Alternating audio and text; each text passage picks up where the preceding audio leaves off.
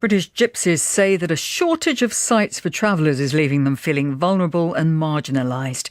They're blaming new rules being laid down by the government.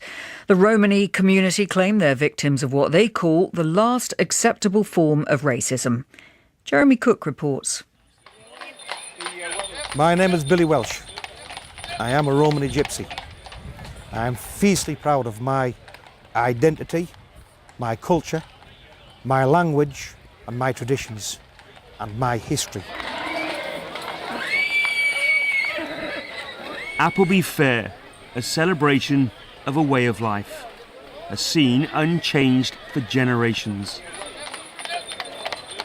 On the main street, the horses are tethered in the shade of the trees, while the crowds greet old friends for this great annual gathering. And in the river, the young and the bold ride bareback into the water under the heat of the high summer sun. Billy Welch, the unofficial king of Appleby, is having a good day. This place is literally sacred to us. This gives us a sense of place, a sense of belonging, a sense of ancestry. Today they're enjoying their day in the sun, but it's not always this easy. Many gypsies have now abandoned their traditional life on the road.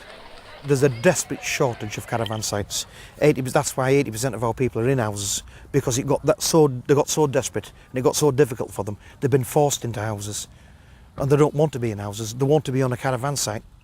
Some gypsies can also choose to temporarily move into bricks and mortar because of work or school, or because of age or health problems. But they all want the right to be able to return to life on the road. The rule changes mean that stopping travelling even for a short time can make it practically impossible for that to happen. That's because often they no longer qualify for planning permission to park their caravans. Marc Willers is a barrister who represents travellers and gypsies.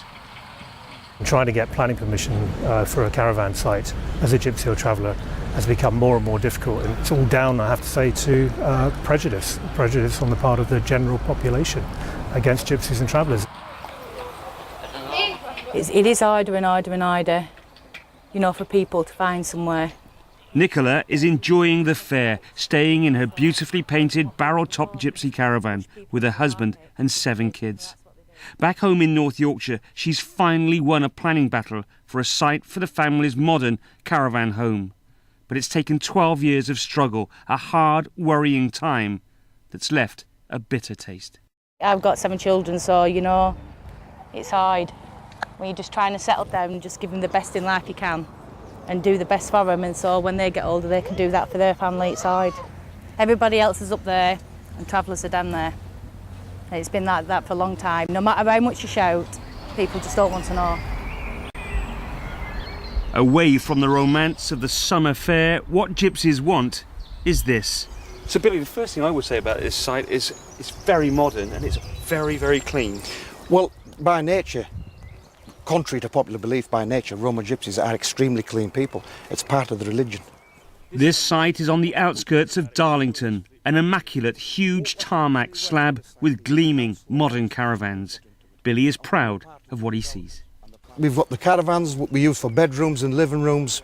We have a smaller caravan for the children. We have all the conveniences people in the settled community have in a house, but at the same time, we're hanging on to our culture and our traditions.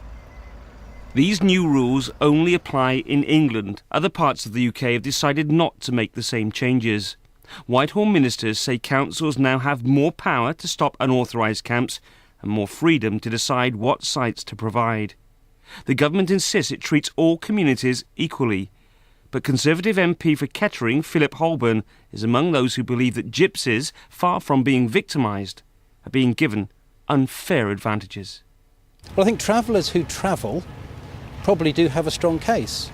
But travellers who don't travel, who are seeking a permanent lifestyle on a particular spot in the countryside, shouldn't have the right to build where no one else can.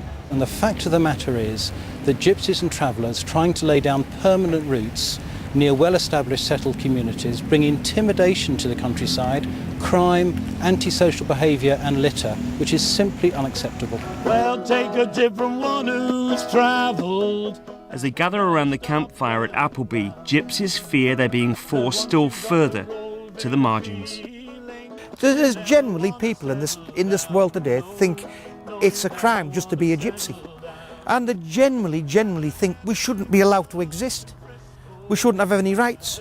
What do you say to them? You've got no chance. You're not the only ones, and it isn't the first time. It's gone on for 1,000 years, and you'll fail. The hope in this community is that their chosen way of life can survive. But as always, the road ahead for England's Romany community remains uncertain.